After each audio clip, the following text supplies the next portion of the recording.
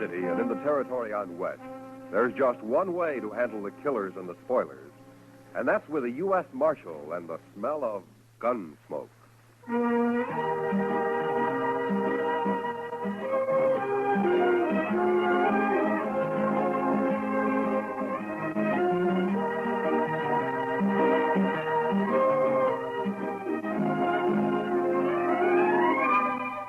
Gunsmoke, starring William Conrad.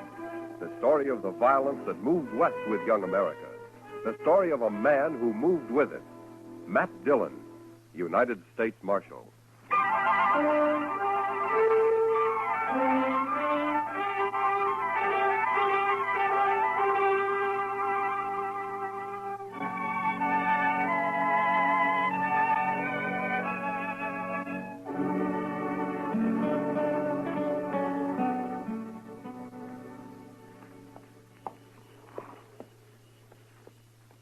There. Rope's ready. One of you men lead that horse over here.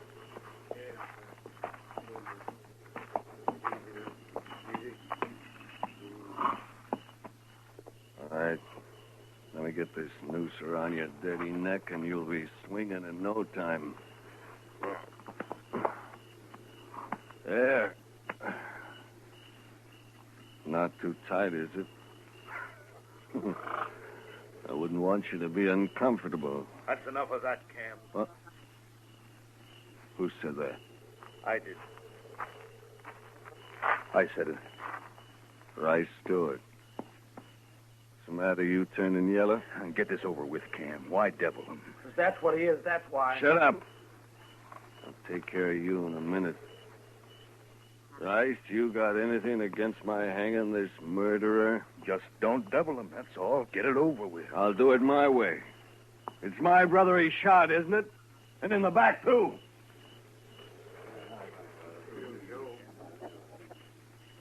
Rice, maybe you'd like me to turn this bushwhacker loose. Is that it? Oh, well, ask him his name. Nobody's even asked him his name. You'll hate this night. All of you. I was in on a lynching once, and I swore I'd never be in on another. Well, I guess the joke's on you, isn't it, fella? Look, I hear you laugh again, Cam, so help me, I'll shoot you. Maybe you shouldn't be here, Rice. How can you hang a man you don't even know his name? What do I care what his name is? So long as he pays for murdering Job. What's your name, fella? What do you care? You don't want to stop him. You just want it off your conscience, that's all. Tell me your name. It's Billy Saxton, that's my name, Billy Saxton. How's it sound? Billy, why'd you kill Job, pal? That's enough talk. What difference it make? He killed him, and that's all I need to know. Yeah, what do you care? He's going to hang me anyway. Sure I am. Right now. Billy, I got a rifle. I'll end it for you when we ride off. You won't have to strangle for long. Thanks, mister. Thanks. Get back, Rice. I'm going to slap that horse out from under him. You ready? That's for you.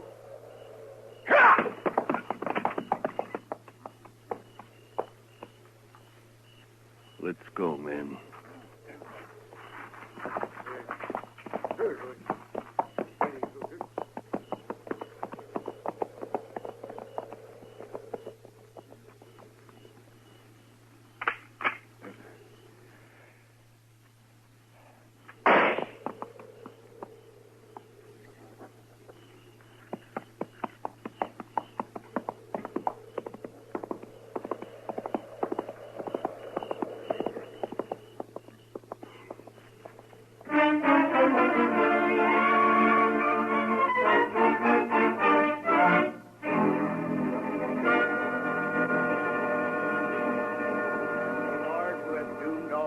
Die, but has concealed the hour of their death, grant that we may pass our days in the practice of holiness and justice, and that we may be able to quit this world in the peace of a good conscience. Amen. Amen. May Job Powell rest in peace. Amen. Amen. Go ahead, boys.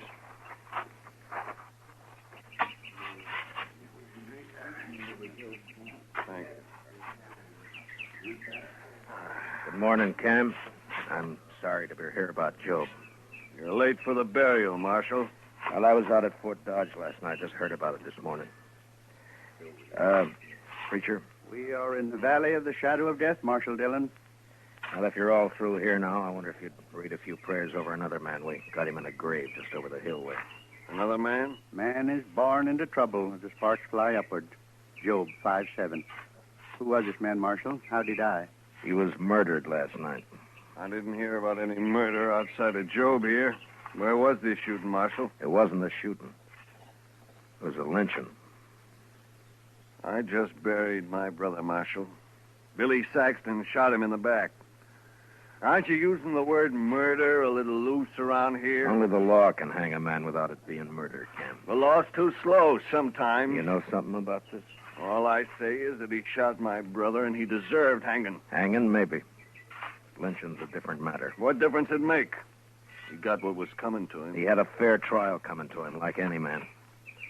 For example, Cam, I'll try to see that you get one. What? If you're guilty of leading that lynch party. Well, say it out, Marshal. You accusing me? I got no evidence. And you won't get any. There isn't a man in the country who'll stand still for bushwhacking. Saxton got his due, and that's that. Maybe. All right, come on, preacher. Let's bury him. Whoso sheddeth man's blood, by man shall his blood be shed. Genesis 9:6. Show me the grave, Marshal.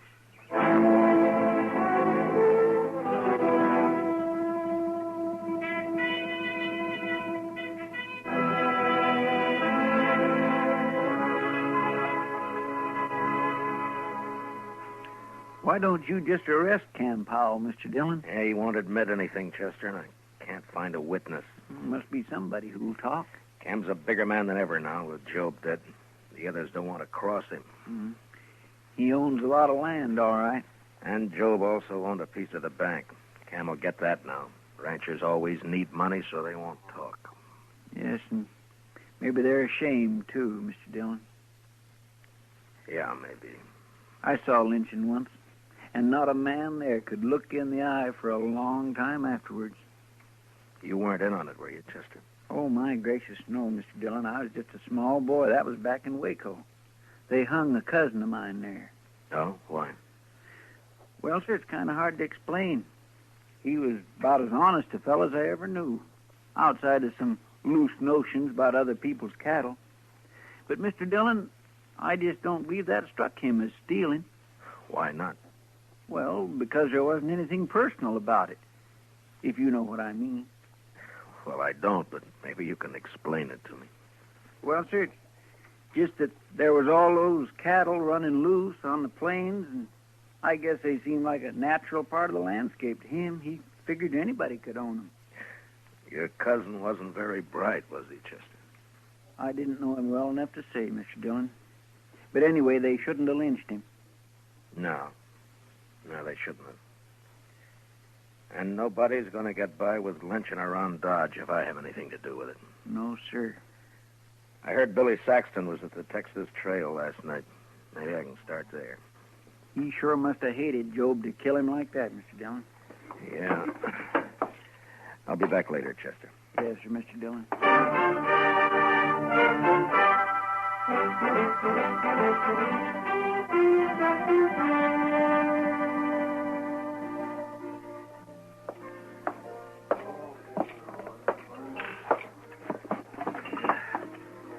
Hello, Kitty. Hello. Well, I can remember when you'd give me a smile. What's the matter? Nothing, Matt. Someone been bothering you? You might put it that way. Where were you last night, Matt? Why weren't you around? Yeah, Chester and I rode out to Fort Dodge on business. It was late, so we slept there. I thought this town could go one night without trouble. You sure thought wrong, didn't you? You're upset about the lynchings, that is. That's it. Aren't you? I heard Billy Saxton spent some time in here yesterday. I hate men. I think they're awful. Savage beasts. It'd be worse if it weren't for the law, Kitty. Now tell me about Saxton. He could tell you himself, Matt, if you hadn't picked last night to wander out of town. Now, Kitty, this isn't like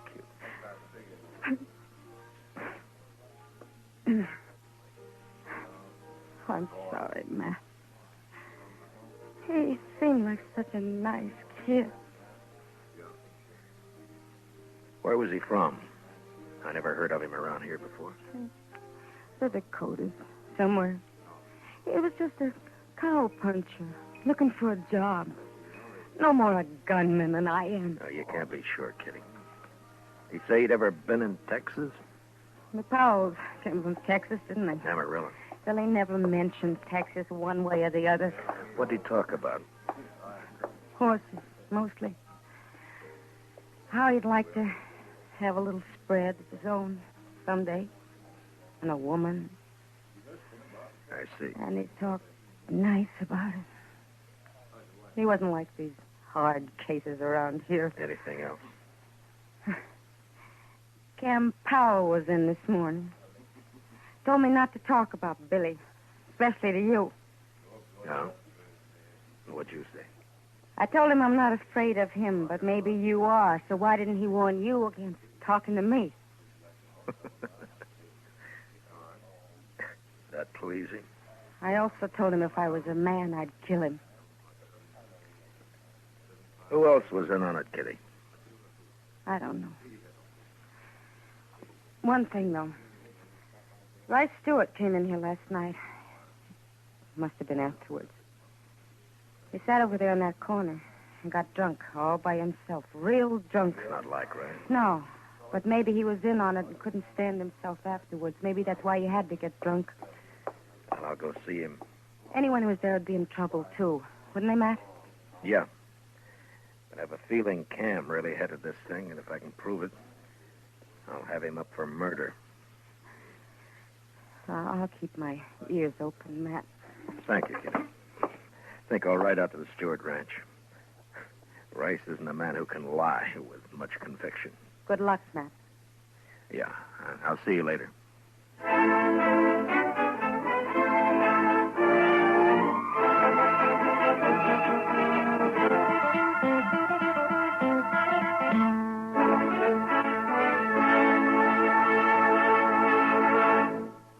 We'll return for the second act of Gunsmoke in just a moment. But first, do you know how old the school building in your community is? If it's over 25 years old, the chances are that it's woefully inadequate to the present demands on it. Join with the groups in your community working for better school conditions. Remember, better schools build a stronger America. Now the second act of Gunsmoke.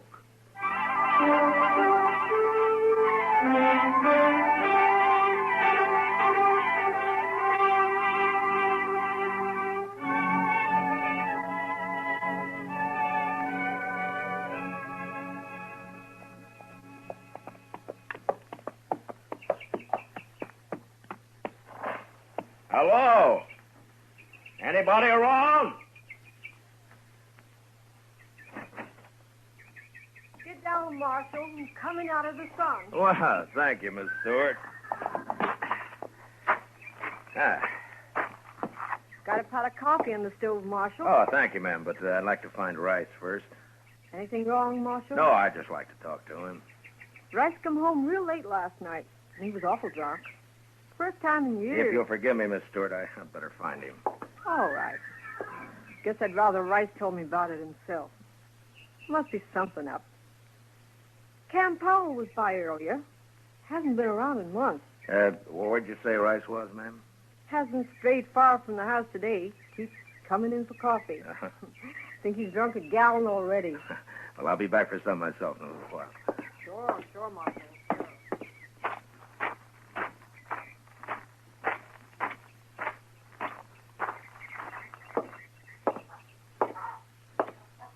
Rice? Rice, you in here? I'm here. Who is it? Matt Dillon. Oh. Hello, Marshal. Hello, Rice. Can I take a little of your time? I'd ask you up to the house, Marshal, but I think I'd rather talk here. Miss Stewart already asked me in. She hasn't heard about what happened in Dodge last night, has she, Rice? No, Marshal, she hasn't. How come you didn't mention it to her? What I tell my wife is my business, Marshal. Yeah, sure. But you know, she's bound to hear about it later. Maybe she'll wonder why you didn't tell her right off. That's still my business? She said Cam Powell was here this morning. Anything wrong in that? You don't feel very good today, do you, Rice? I got drunk yesterday. Last night I got drunker. Is that what's bothering you? Well, I'm not as young as I used to be, that's all. You're a poor liar, Rice. I figured you would be. Yeah, I suppose I am. Look, Rice, I've known you for 4 years, and I've never heard a bad word against you. But yesterday you were a little drunk and got mixed up in something you're ashamed of now. Cam Powell's threatened you if you talk about it. Isn't that right? That's right, Marshal. Well, have you decided what you're going to do about it? I don't know, Marshal. I just don't know. Well, then maybe I'm wrong about you. Maybe you know better than Cam and the rest of them. Look, it's done with now, Marshal. Why can't we just forget about it? We just can't forget a lynching, Rice. That'd make it too easy for the next one to happen. I'll kill the man that starts another one. And why are you going to let Cam get by with this one? Well, by heaven, I'm not. I should have stopped it then. I don't know what was wrong with me, but I'll face up to it now. What do you want to know, Marshal? Where were you when Job got shot? At the Longhorn. About 6 of us were having supper. Job went down the street for some cigars, and then we heard a shot out back, and we run through the kitchen and found the cook outside holding Billy Saxton. Mm-hmm. He'd shot Job when he passed the street end of the alley. Did the cook see it? Oh, she said he did. Then what happened? And Cam went crazy when he found Job was dead. I don't know, Marshal, but before I knew it, we'd slipped out of town with that boy. Cam hung him on that little tree about a half-mile down the road. Yeah, I know. I cut him down. And that cook, that Hank something or other, I remember he grabbed Saxon's gun when we run out back. I can't get it off my mind. Nobody ever even looked at the boy's gun to see if it had been fired. Cam just hung him on the cook's word for it. Mm-hmm. All right, Rice. Thank you. Will you be a witness if I need you? I'll see you through now, Marshal. All the way. Oh. I feel better already. All right. Let's go get some of your wife's coffee, Rice. Yeah. Then I got to get back to Dodge. It's good coffee, Marshal.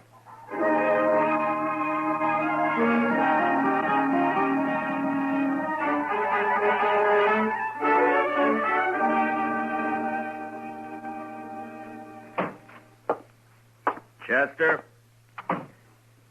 Chester? Chester, where are you? I'm out back, Mr. Dillon. I'll be right in.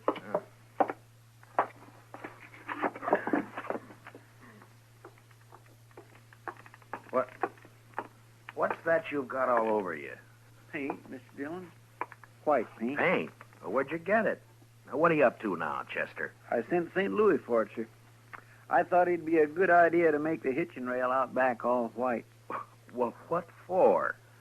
Well, sir, we might be in an awful big hurry some night, and that... all right, Chester. All right. Look, I want you to go get cleaned up. I want you to have supper at the Longhorn tonight. Well, I sure do thank you, Mr. Dillon. No, Chester. I want you to go there alone. Oh. Yes, sir? It's for a reason. Do you know the cook over there, Hank something or other? That's Hank Ashford. He's not a very good cook, Mr. Dillon. How long's he been around? Oh, about a week. I don't think he likes cooking much. He don't seem to be very willing either. Well, it doesn't matter. I doubt if he'll be around for long. Why not, sir? I'm guessing that he'll be wanting to get out of Dodge fast after you let it drop. Real casual-like, mind, that I've ridden out to arrest Cam Powell. Is that so? You going to bring Cam in tonight, Mr. Dillon? No. You're just going to make Hank Ashford think I am. And don't let anyone else hear about it, though. Oh. I've got it, sir. You happen to know where Hank rooms? The Dodge house, Mr. Dillon. It's pretty fancy for a cook, isn't it? Yes, sir. All right, you go to supper about 6 o'clock. And I'm gambling that Hank Ashford will be packing his things at the Dodge House by 7. All right, Mr. Dillon.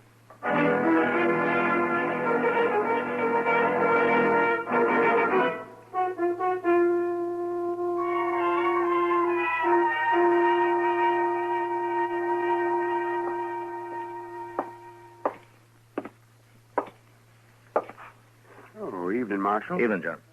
Hope you're not looking for a room. We're all filled up. Texans, mostly. Well, that's fine. What room's Hank Ashford got? 310, Marshal. Top of the stairs, straight down the hall. Uh-huh.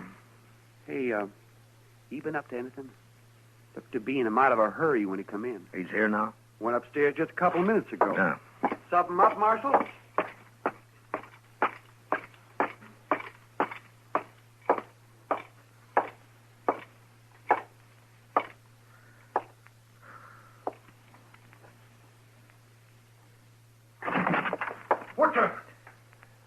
What do you want? Leave that gun lay where it is, mister.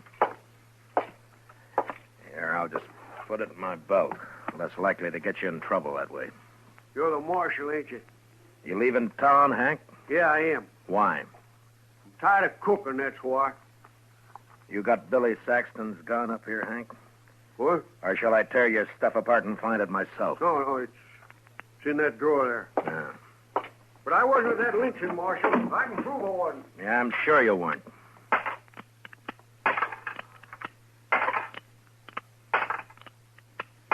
Yeah, all the shells are here. And the barrel's clean. I thought this gun killed Joe Powell. It did. I cleaned it, that's all. Well, you're pretty neat, Hank, for a hash house cook. Yeah, catch this.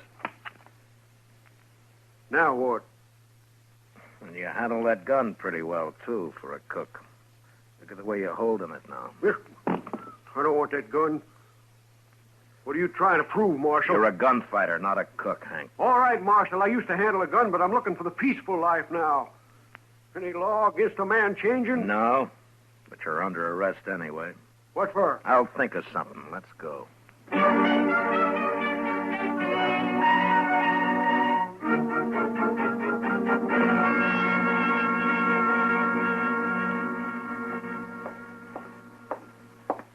Hank wouldn't eat any breakfast, Mr. Dillon. Yeah, that's too bad.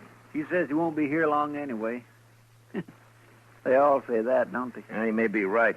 I see Cam Powell coming across the street for him right now. You going to let him go, Mr. Dillon? Well, we'll see. All right, Marshal. What's the bail on Hank Ashford? There's no bail at all, Cam. What do you mean, no bail? You can't hold a man like this. I'm not holding him. You mean he can leave? Anytime. Then what'd you arrest him for in the first place? Oh, let's say, suspicion. Suspicion of what? Well, drunkenness? He wasn't drunk. No, but he might have got drunk. You're pretty high-handed with that badge, aren't you, Dillon? You tell me, Cam. You ought to know about being high-handed. We're wasting time. Turn him loose. I want to get out of here. I'll get him, Mr. Dillon. Hank's a right handy man to have around, huh, Cam? What does that mean? Well, he can cook, probably turn his hand to most anything. Sort of a jack of all trades, isn't he? I wouldn't know, Marshal. Thanks for bailing me out, Cam. I didn't have to bail you out. You're free. Is that right, Marshal? That's right, Hank. So go on, enjoy yourself. Yeah, I sure will. And I'll start by having a drink. Come on, Cam, let's see if the Alfraganza's open. Mr. Dillon, Yeah. you think Hank shot Joe Powell, don't you? Well, that'd be my guess, Chester. Then why'd you let him go? No evidence. They lynched the only witness. But I've made him a little nervous now. He'll get real jumpy with the help of some liquor. Well, what good'll that do, sir? They just might hang themselves, Chester. With a prod or two from me.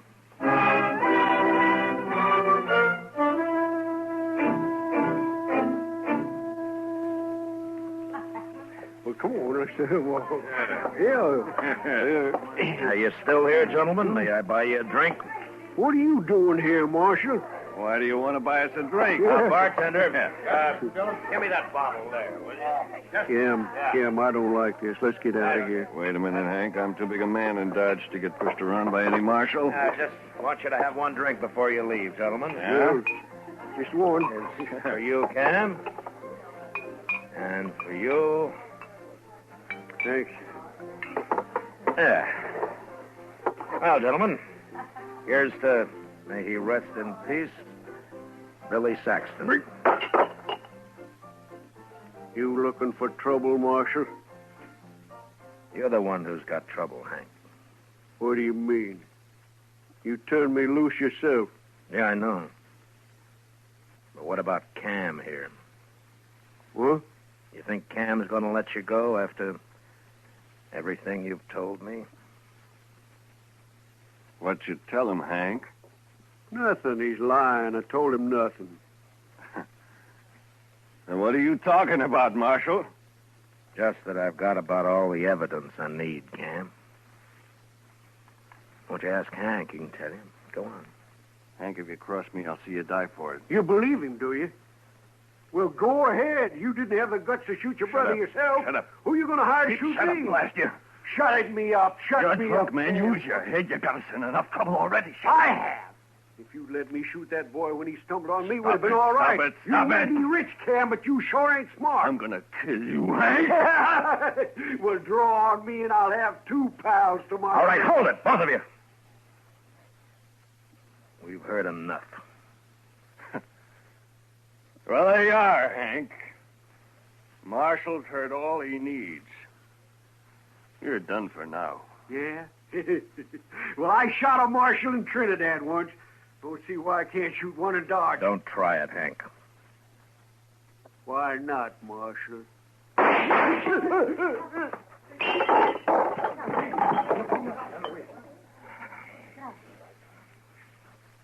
Good riddance.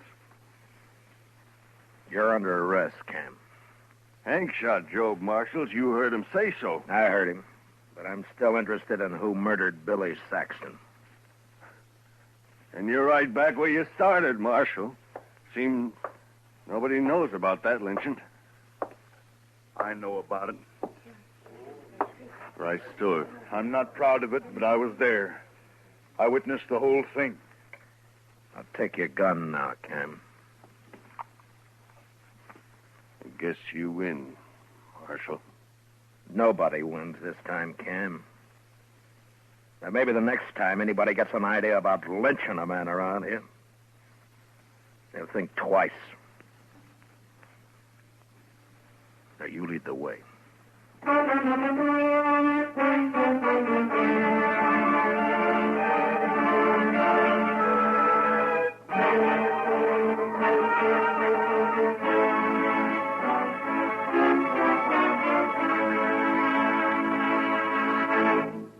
Gunsmoke, under the direction of Norman Macdonald, stars William Conrad as Matt Dillon, U.S. Marshal. Tonight's story was especially written for Gunsmoke by John Meston, with music composed and conducted by Rex Corey.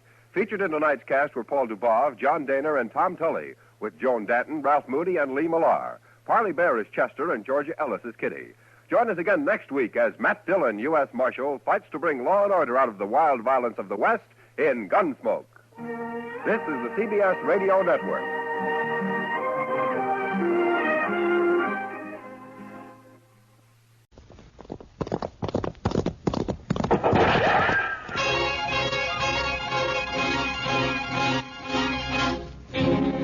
Around Dodge City and in the territory on West, there's just one way to handle the killers and the spoilers, and that's with a U.S. Marshal and the smell of gun smoke.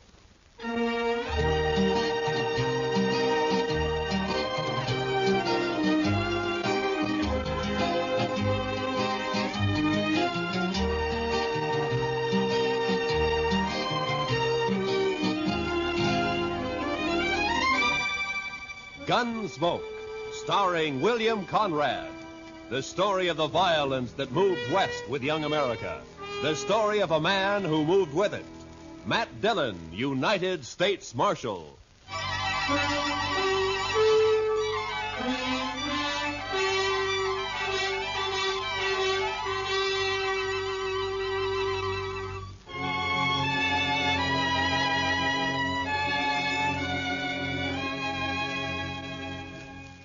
It was the dust.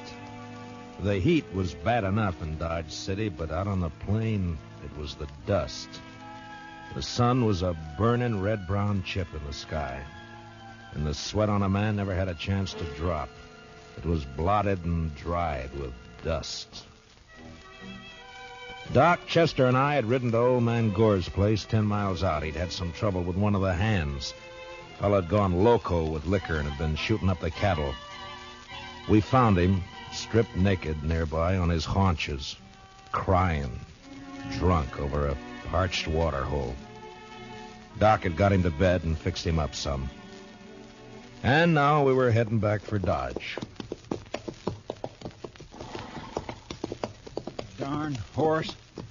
Seems he's just bound to stomp all the dust in Kansas in my eyes. Maybe the marshal will buy you a camel, Chester. This keeps up, we'll all buy camels.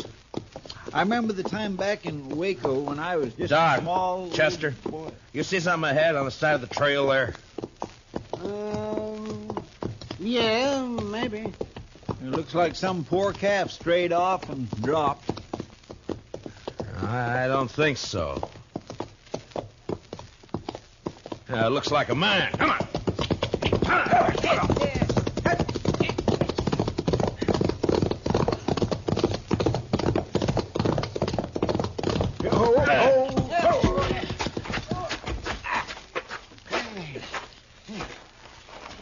Chester, get the water bag. Yes, sir. Yeah, let me have a look, Marshal. Yeah. Let's see. Heat. Is he all right? Well, depends on how long he's been lying here. Here you are, Mr. Dillon. Open up his shirt, Marshal. Chester, get some of that water on his wrists. All right. It looks like an Easterner, huh? Sure not dressed for this country. Oh, no, that's better. That's better. Try to get a few drops in him. All right. No, not too much, Chester.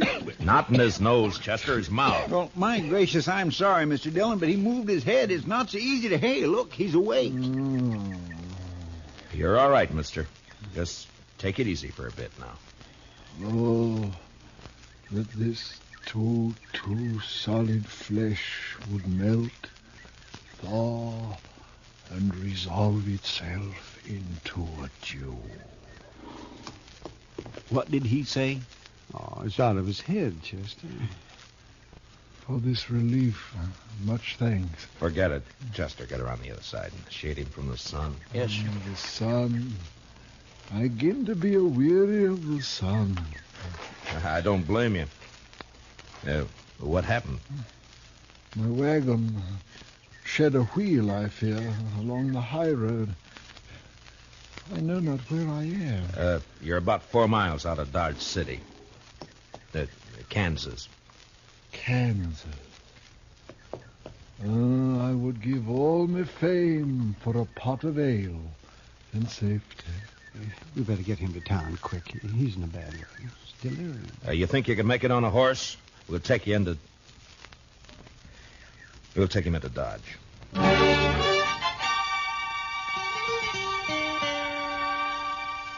And he passed out again. We tied him across Doc's horse. Doc and I doubled up, and Chester rode behind. The stranger was a tall, skinny man with a face like a friendly mule.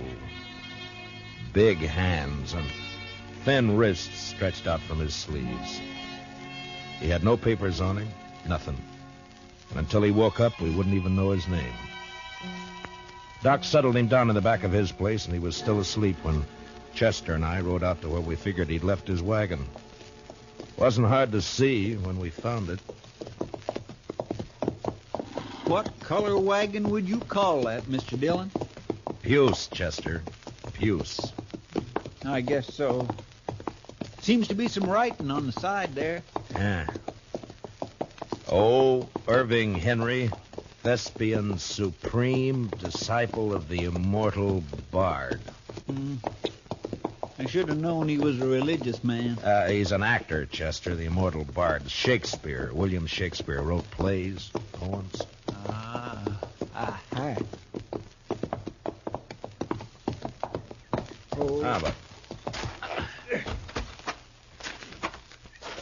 But You think he let the horses go, Mr. Dillon? Well, I was wondering that. Seems to me he'd have ridden for help instead of trying to walk.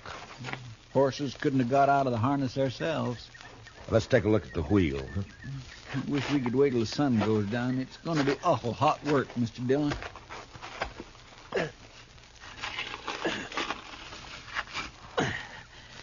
It's not too bad. The pin fell out. Must be another in the box at the back. Take a look, will you, Chester? Yes, sir. I'll prop the wheel up here. Now. Mr. Dillon? Yeah, can't you find it? Will you come here a minute? What's the matter?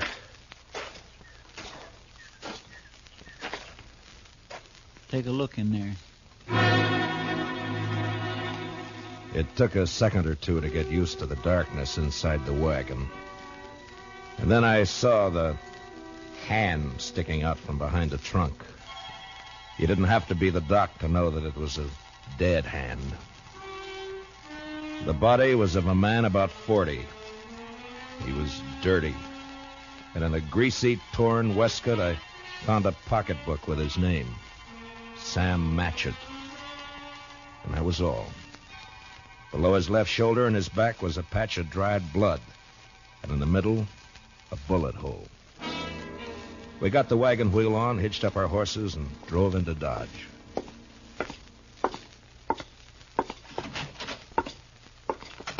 Doc?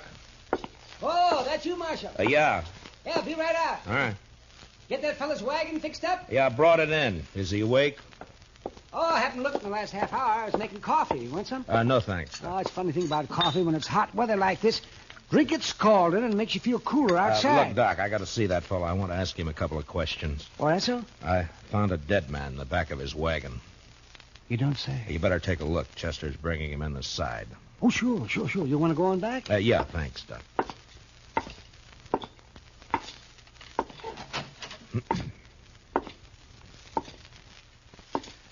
Mr. Henry?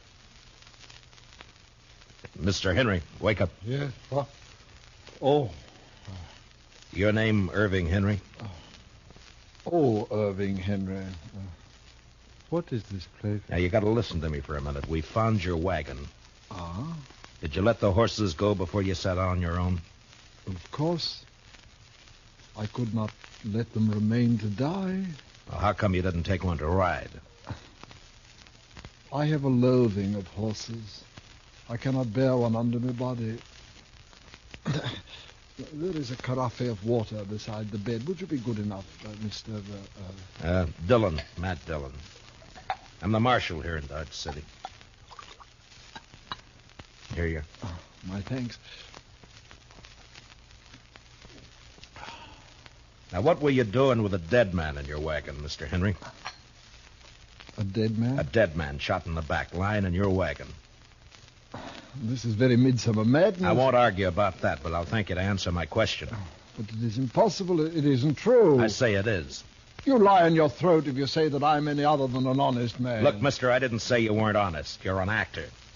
And you got a fine way of saying things, but murder's murder. I don't care how you say it. Now, I'm asking questions, and I want straight answers. Your pardon, sir. What you tell me, in truth, if it were played upon a stage, I would condemn it as an improbable fiction.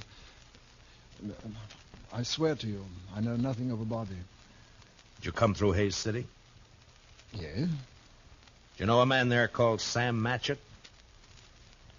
No. You had no trouble in Hayes City? No. What are you doing in these parts, Mr. Henry? I am touring the provinces. An actor eating the bitter bread of banishment.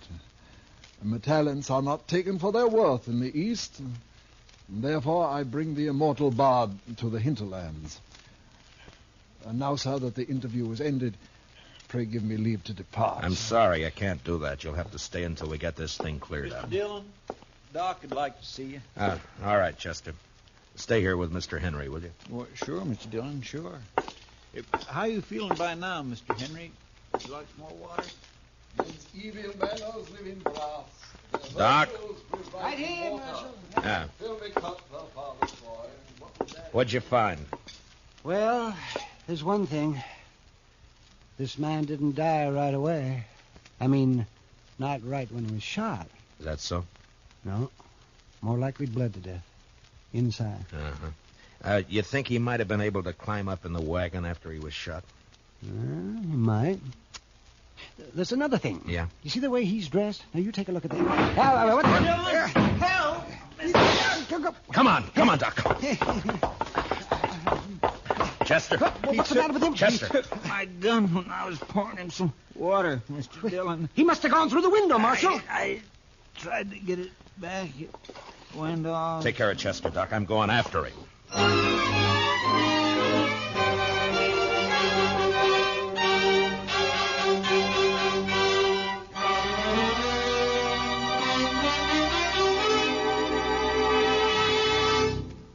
We will return for the second act of Gunsmoke in just a moment. But first, do you know how old the school building in your community is?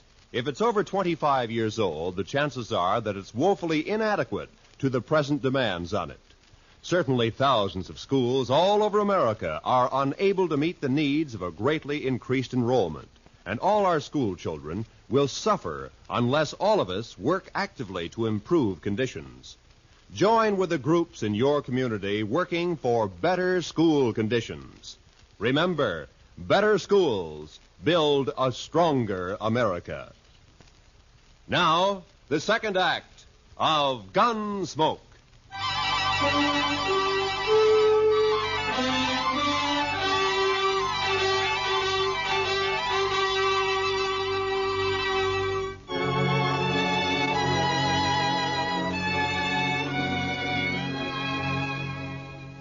When I went out of there, I didn't know how badly Chester was hurt. There was a lot of blood on his head and over his face.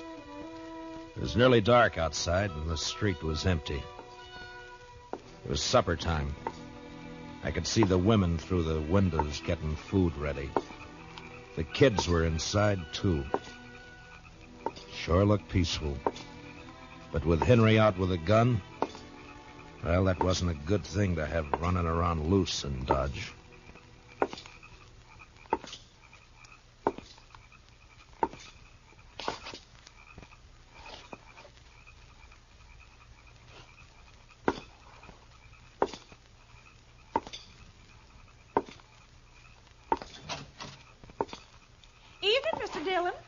Did you see a man run down the street, Miss Fletcher?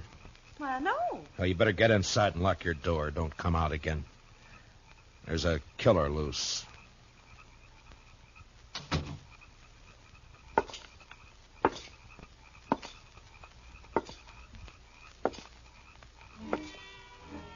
I walked the length of the street, listening, waiting. And when I got to the end, there was nothing. He hadn't taken a horse, I'd have heard that. And in a way, I was sorry, because if he'd tried to hide and dodge, there'd be no way to get out of shooting that wouldn't get women and kids hurt. A breeze came up and swirls of dust flew around, and then settled as the air became still and hot again. I went back to Doc's place.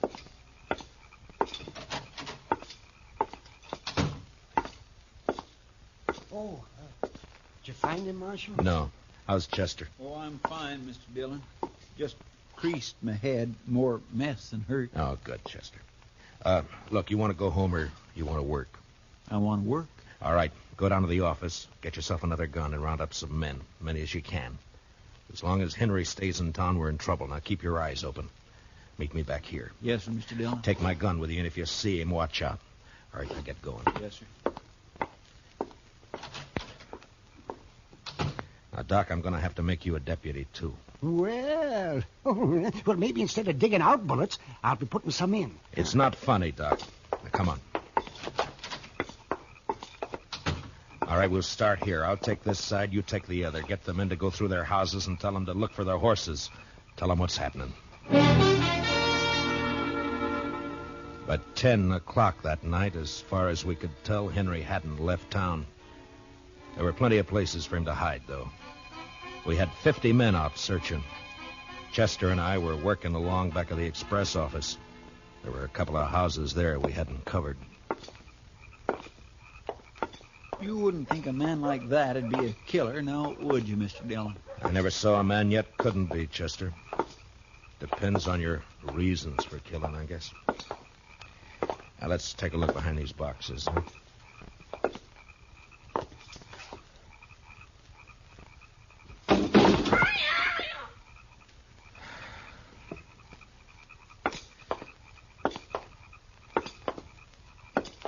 You think he could have got this far? Yeah, he might. A lot of back streets to sneak around in the dark. That's Miss Cullen's place there, isn't it? Yes, sir. Looks like she's still awake. Light burning back there. Yeah.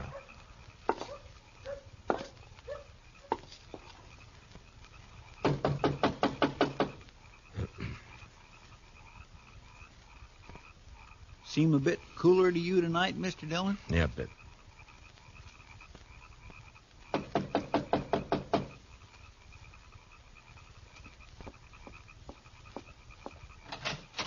Oh, evening, Miss Cullen. I'm sorry to get you up, but we're looking for a man, a stranger around. He's tall, thin.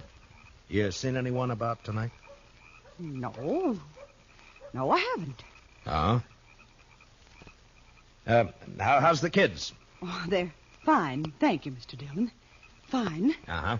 Well, you keep the place locked tight, Miss Cullen. Don't let anybody in tonight unless you know who it is. All right. Good night, Mr. Dillon. Good night, ma'am. Well, now that's strange. She didn't even say hello to me, and I know her better than you do, Mr. Dillon. Chester, round up the others. Get them over here. I don't know why she... He's in there with her. I think he's got the kids in the sleeping room. Oh. Sent her out to get rid of us. Now, I'm going to try and get in. Don't do anything when you come back. Just put the men around the house. Yes, sir.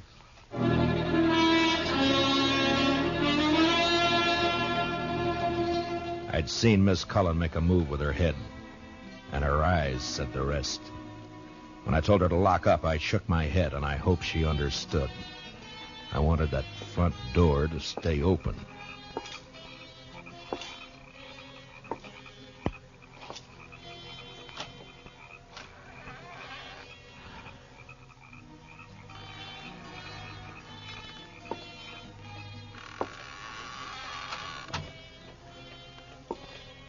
Keep my promise as soon as I can. He was in there, all right. I could hear him.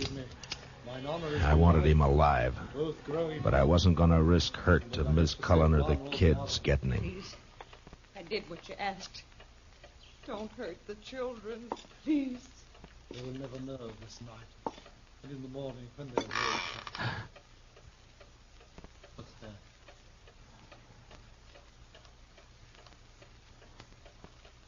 You said you locked the door after you. No, don't. Don't. I shall keep the pistol turned to the girl's head, madam. Someone is here. They try to take me.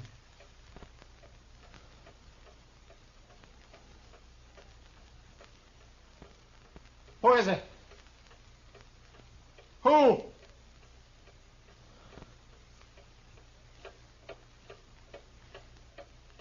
Mr. Dillon, go away. Please. He'll kill us. You lied. You lied. Oh, tiger's heart wrapped in a woman's hide. Listen to me, Marshal Dillon.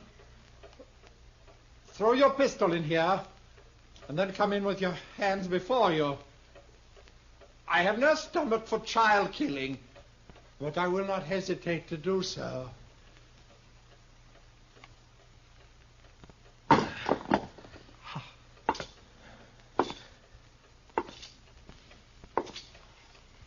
Now, give me the gun, Henry. No. You won't be able to get out of this.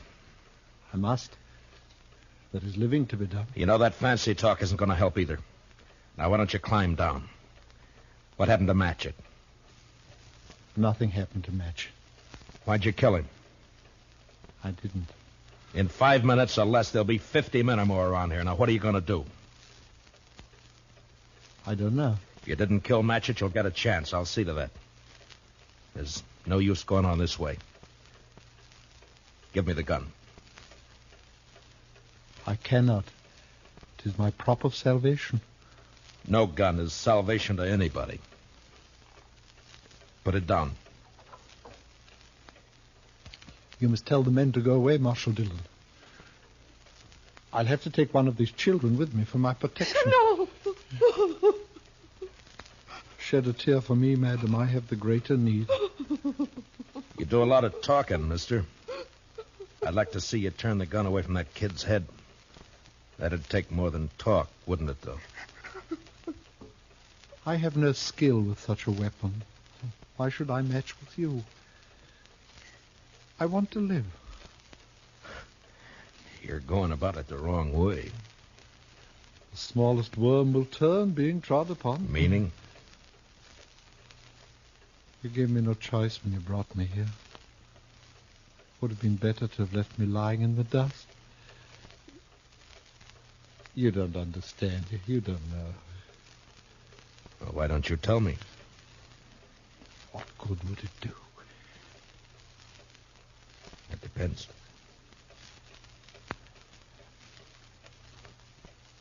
My life has been the theater. As a boy, I was a student of Shakespeare. You would look at me. Who would accept this face for Hamlet? This ill-shaped body for Romeo? His speech has become my speech, but the fools only look. They cannot listen for laughing. There have been ugly men before you. It hasn't been cause for murder. Why'd you kill Magic? In New York, there was a man, a gross, stupid man who fancied himself an interpreter of the bard. He took me, as his apprentice, and together we set out for the tour. I would play only the voices. Never Richard, never Henry, never Lear, only the voices. Whilst he, stumbling, drunken, he muddled and tore to a tatter the words that I should have spoken.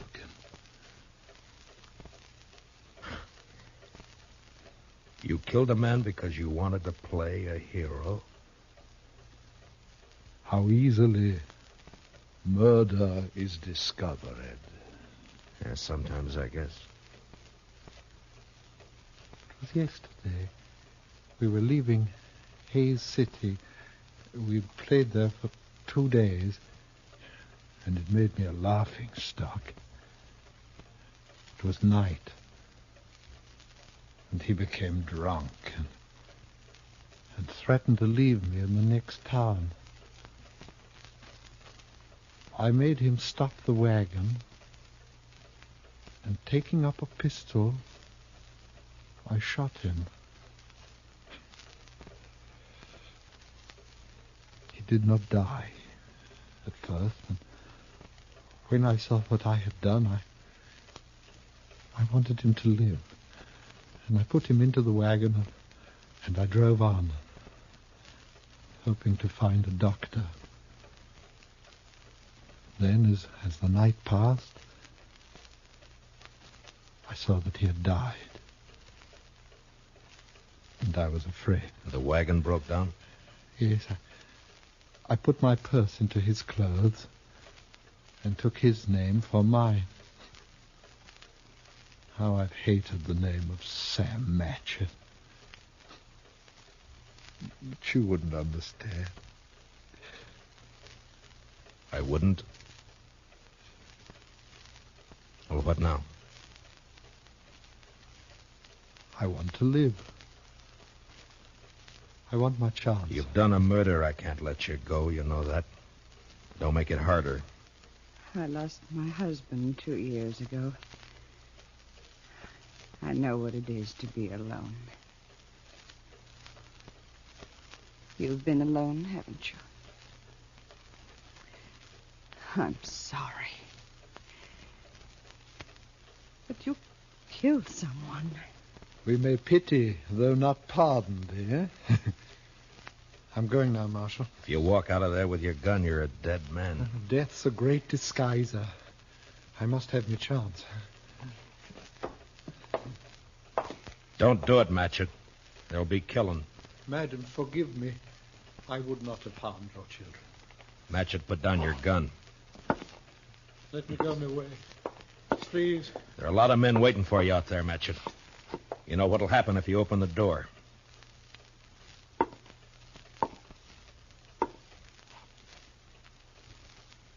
Don't do it, Matchett.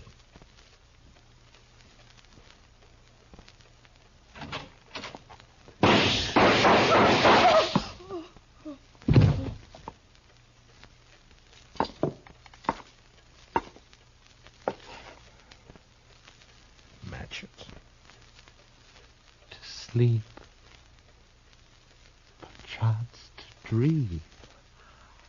Aye, there's the rub. For in that sleep of death, what dreams may come.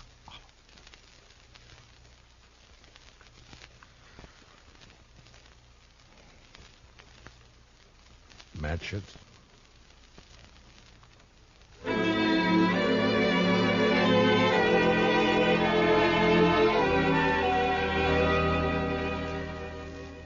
He knew he was going to die. The minute he opened that door, he knew it. And maybe he wanted to, because he fired first, a single shot. We buried him in back of the church, and I found some words in a book to put on his grave. He that dies pays all debts.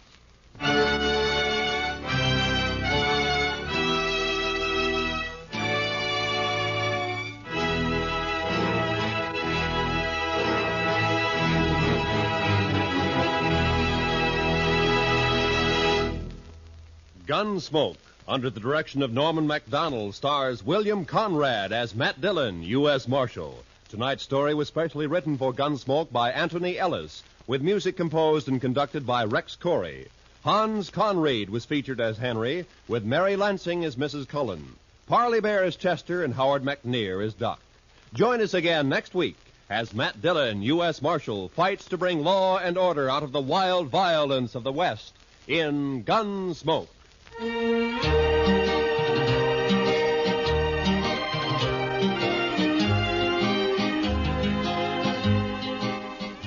Roy Rowan speaking. Remember, Gangbusters going to action Saturday nights on the CBS Radio Network.